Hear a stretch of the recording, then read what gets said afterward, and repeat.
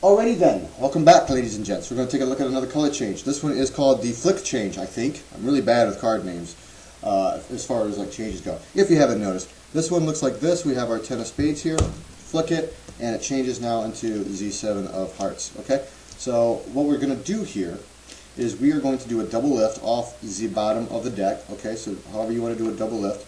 And I bring it over here in my hand like this and hold it with my thumb. And basically two actions are going to occur. I'm going to turn the deck, well, three actions. I'm going to turn the deck like this. As I turn it, I'm going to start to flick the card, and as I do all of those motions at once, I'm going to take the three of clubs here, and my thumb is going to peel it back towards the deck, okay? Left with this image here, okay? So in motion, and also you want to watch your angles on this change too.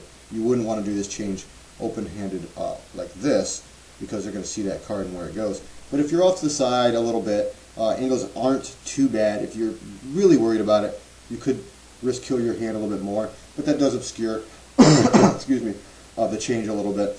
But combine the three motions, oops, I'm sorry about that. Combine the three motions, and you're left with this kind of a image utilizing the Flick change. It's not the easiest change in the world, and I will definitely tell you that I haven't put a lot of practice into it, but I do like the image that it does create when it's done correctly. I sometimes have a hard time getting the card back, like say the 8 of clubs, back to where in the deck position. Actually, I got three cards here. I'm used to doing the snap double so much, but oops. Anyway, you saw what it looks like, and in maybe your hands with a little bit more practice and time and things like that, it'll look better.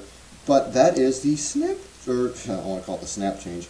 That is the Flick change, or actually, like I said, I don't know what the name of it is, but that's what it looks like. And I thank you for watching, and see you in the next video.